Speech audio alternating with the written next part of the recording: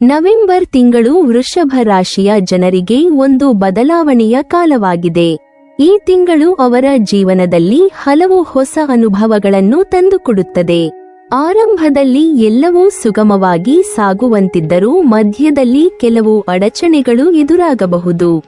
ಆದರೆ ಈ ಎಲ್ಲ ಅಡೆತಡೆಗಳ ನಡುವೆ ವೃಷಭ ರಾಶಿಯವರು ತಾಳ್ಮೆ, ಶ್ರಮ ಮತ್ತು ವಿವೇಕದಿಂದ ನಡೆದುಕೊಂಡರೆ ತಿಂಗಳ ಅಂತ್ಯದಲ್ಲಿ ಯಶಸ್ಸು ಅವರ ಪಕ್ಕದಲ್ಲೇ ನಿಂತುಕೊಳ್ಳುತ್ತದೆ. ಈ ಸಮಯದಲ್ಲಿ ಅವರ ಬುದ್ಧಿಶಕ್ತಿ ಮತ್ತು ಶಿಸ್ತಿನ ಸ್ವಭಾವ ಅತ್ಯಂತ ಮುಖ್ಯ ಪಾತ್ರವಹಿಸುತ್ತದೆ. ತಿಂಗಳ ಆರಂಭದಲ್ಲಿ ವೃಷಭ ರಾಶಿಯವರು ತಮ್ಮ ಕೆಲಸಗಳಲ್ಲಿ ಉತ್ತಮ ಪ್ರಗತಿಯನ್ನು ಸಾಧಿಸುತ್ತಾರೆ. ಹಳೆಯ ಕೆಲಸಗಳು ಪೂರ್ಣಗೊಳ್ಳುತ್ತವೆ, ಬಾಕಿ ಉಳಿದ ಕೆಲಸಗಳು ಮುಗಿಯುತ್ತವೆ ಮತ್ತು ಅವರ ಶ್ರಮಕ್ಕೆ ಫಲ ದೊರೆಯುತ್ತದೆ. ಕೆಲಸದ ಸ್ಥಳದಲ್ಲಿ ಗೌರವ, ಮೆಚ್ಚುಗೆ ಮತ್ತು ಹೊಸ ಅವಕಾಶಗಳು ದೊರೆಯುವ ಸಾಧ್ಯತೆಯಿದೆ. ಈ ಅವಧಿಯಲ್ಲಿ ಕುಟುಂಬ ಮತ್ತು ಬಂಧುಗಳಿಂದ ಸಹಕಾರ ದೊರೆಯುತ್ತದೆ. ಆತ್ಮವಿಶ್ವಾಸ ಹೆಚ್ಚಾಗುತ್ತದೆ ಮತ್ತು ಮನಸ್ಸಿನಲ್ಲಿ ಹೊಸ ಉತ್ಸಾಹ ಮೂಡುತ್ತದೆ. ಕೆಲವರು ತಮ್ಮ ಮನೆಯ ಅಭಿವೃದ್ಧಿಗೆ ಸಂಬಂಧಿಸಿದ ಹೊಸ ಯೋಜನೆಗಳನ್ನು ಪ್ರಾರಂಭಿಸಬಹುದು. ಮನೆಯಲ್ಲಿ ಶಾಂತಿ ಮತ್ತು ಸಂತೋಷ ವಾತಾವರಣ ನಿರ್ಮಾಣವಾಗುತ್ತದೆ. ಆದರೆ ತಿಂಗಳ ಮಧ್ಯಭಾಗಕ್ಕೆ ತಲುಪುವಷ್ಟರಲ್ಲಿ ಕೆಲವು ಅಸಾಧಾರಣ ಘಟನೆಗಳು ಸಂಭವಿಸಬಹುದು. ಕೆಲವರಿಗೆ ಹಠಾತ್ ಪ್ರಯಾಣದ ಅವಕಾಶಗಳು ಸಿಗಬಹುದು. ಅದರಲ್ಲಿ ಕೆಲವು ಪ್ರಯಾಣಗಳು ಲಾಭದಾಯಕವಾಗಬಹುದು, ಆದರೆ ಕೆಲವು ಪ್ರಯಾಣಗಳು ವ್ಯರ್ಥವೆನಿಸಬಹುದು. ಈ ಸಮಯದಲ್ಲಿ ಹಣಕಾಸು ನಿರ್ವಹಣೆಯಲ್ಲಿ ಎಚ್ಚರಿಕೆ ಅಗತ್ಯ. ಅಲ್ಪಾವಧಿಯ ಲಾಭಕ್ಕಾಗಿ ದೊಡ್ಡ ಅಪಾಯ ತೆಗೆದುಕೊಳ್ಳಬಾರದು. ಆಲೋಚನೆ ಇಲ್ಲದೆ ಹೂಡಿಕೆ ಮಾಡಿದರೆ ನಷ್ಟ ಎದುರಾಗುವ ಸಾಧ್ಯತೆಯಿದೆ.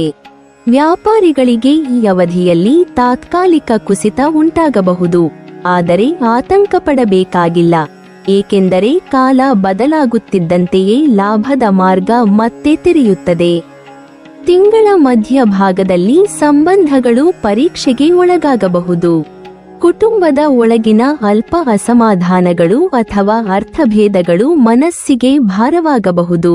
ಆದರೆ ವೃಷಭ ರಾಶಿಯವರು ಸಹನೆ ಕಳೆದುಕೊಳ್ಳದೆ ಸಮನ್ವಯದಿಂದ ನಡೆದುಕೊಂಡರೆ ಎಲ್ಲವೂ ಸರಿಯಾಗಿ ಹೋಗುತ್ತದೆ.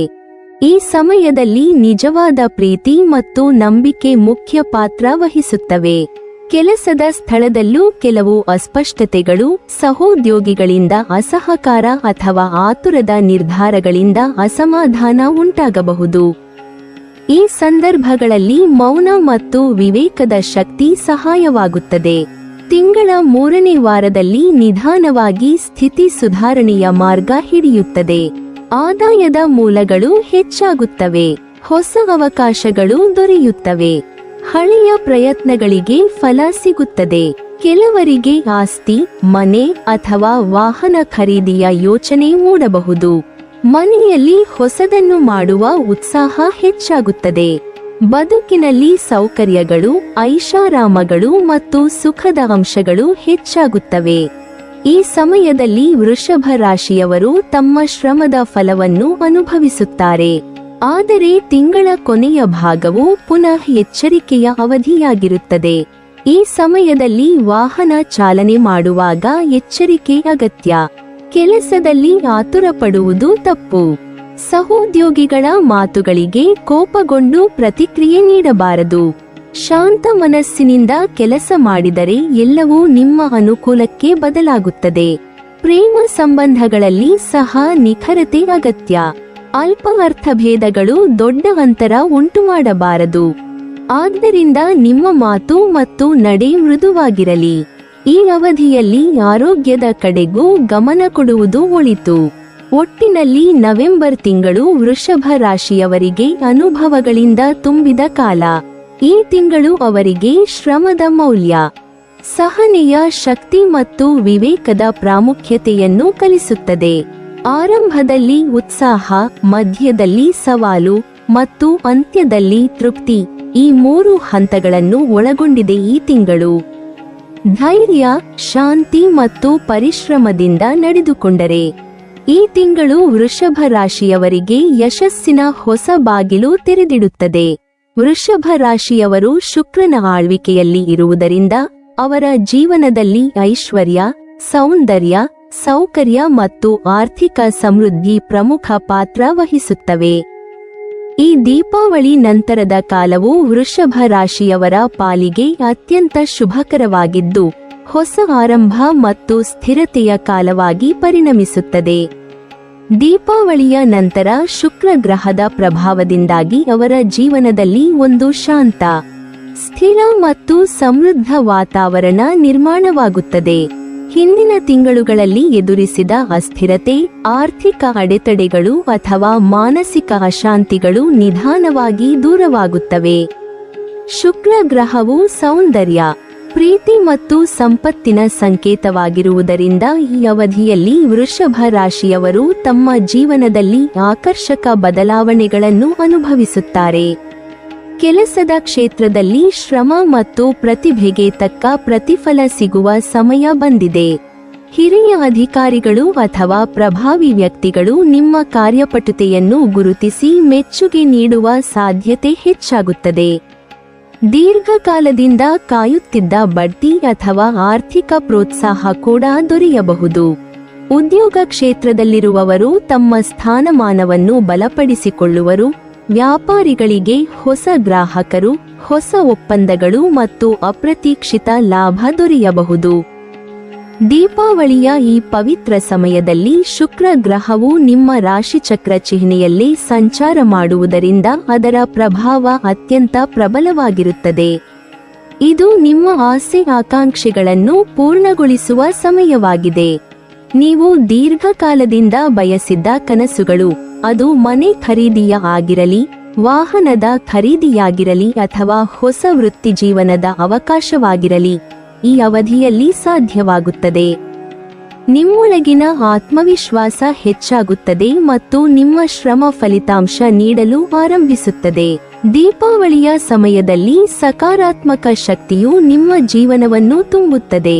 ಆದ್ದರಿಂದ ಈ ಅವಧಿಯಲ್ಲಿ ನಿಮ್ಮ ಸುತ್ತಲಿನ ಜನರನ್ನು ಆಯ್ಕೆ ಮಾಡಿಕೊಳ್ಳುವುದು ಮುಖ್ಯ. ನಿಮ್ಮ ಮನಸ್ಸಿಗೆ ಶಾಂತಿ ಮತ್ತು ಪ್ರೇರಣೆ ನೀಡುವವರೊಂದಿಗೆ ಹೆಚ್ಚು ಕಾಲ ಕಳೆಯಿರಿ. ನಕಾರಾತ್ಮಕ ಚಿಂತನೆ ಹೊಂದಿರುವವರಿಂದ ಅಂತರ ಕಾಯ್ದುಕೊಳ್ಳಿ, ಏಕೆಂದರೆ ಈ ಸಮಯದಲ್ಲಿ ನಿಮ್ಮ ಮನೋಭಾವವೇ ನಿಮ್ಮ ಭವಿಷ್ಯವನ್ನು ರೂಪಿಸುತ್ತದೆ. ನೀವು ಹೆಚ್ಚು ಸಂತೋಷದಿಂದ, ಧೈರ್ಯದಿಂದ ಮತ್ತು ನಂಬಿಕೆಯಿಂದ ನಡೆದುಕೊಂಡರೆ ಶುಕ್ರನ ಆಶೀರ್ವಾದದಿಂದ ನಿಮ್ಮ ಜೀವನದಲ್ಲಿ ಎಲ್ಲವೂ ಹಿತಕರವಾಗಿ ರೂಪುಗೊಳ್ಳುತ್ತದೆ. ದೀಪಾವಳಿಯ ಸಮಯದಲ್ಲಿ ನಿಮ್ಮ ಮನೆಯಲ್ಲಿ ಮನಿ ಪ್ಲಾಂಟ್ ಇಡುವುದು ಅತ್ಯಂತ ಶುಭಕರವೆಂದು ಪರಿಗಣಿಸಲಾಗುತ್ತದೆ. ಇದು ನಿಮ್ಮ ಮನೆಯಲ್ಲಿ ಸಂಪತ್ತಿನ ಶಕ್ತಿ ಹರಡುವಂತೆ ಮಾಡುತ್ತದೆ ಮತ್ತು ಆರ್ಥಿಕ ಪ್ರಗತಿಗೆ ದಾರಿ ತೆರೆಯುತ್ತದೆ. ಮನಿ ಪ್ಲಾಂಟ್ನ ಹಸಿರು ಎಲೆಗಳು ಸಕಾರಾತ್ಮಕ ಶಕ್ತಿ, ಶಾಂತಿ ಮತ್ತು ಸಮೃದ್ಧಿಯನ್ನು ಸಂಕೇತಿಸುತ್ತವೆ. ಅದನ್ನು ಮನೆಯ ಪೂರ್ವ ಅಥವಾ ಉತ್ತರ ಭಾಗದಲ್ಲಿ ಇಟ್ಟರೆ ಶುಕ್ರನ ಅನುಗ್ರಹವನ್ನು ಹೆಚ್ಚು ಆಕರ್ಷಿಸಬಹುದು. ಇದೇ ಸಂದರ್ಭದಲ್ಲಿ ವೃಷಭ ರಾಶಿಯವರು ತಮ್ಮ ಆರೋಗ್ಯದ ಮೇಲೂ ಗಮನ ಕೊಡಬೇಕು. ಶುಕ್ರನ ಪ್ರಭಾವದಿಂದ ಆಹಾರ, ಐಶ್ವರ್ಯ ಮತ್ತು ಸುಖಗಳಲ್ಲಿ ತೊಡಗುವ ಅಭ್ಯಾಸ ಹೆಚ್ಚಾಗಬಹುದು. ಆದರೆ ಈ ಅವಧಿಯಲ್ಲಿ ಸಮತೋಲನದ ಜೀವನ ಶೈಲಿ ಕಾಪಾಡಿಕೊಳ್ಳುವುದು ಅಗತ್ಯ.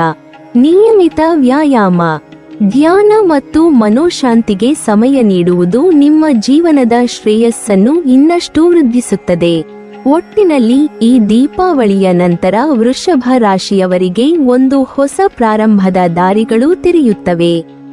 ಆರ್ಥಿಕ ದೃಷ್ಟಿಯಿಂದಲೂ, ಮಾನಸಿಕ ಶಾಂತಿಯ ದೃಷ್ಟಿಯಿಂದಲೂ, ಕುಟುಂಬದ ಸಂತೋಷದ ದೃಷ್ಟಿಯಿಂದಲೂ ಇದು ಅತ್ಯಂತ ಫಲಪ್ರದ ಸಮಯವಾಗಿದೆ.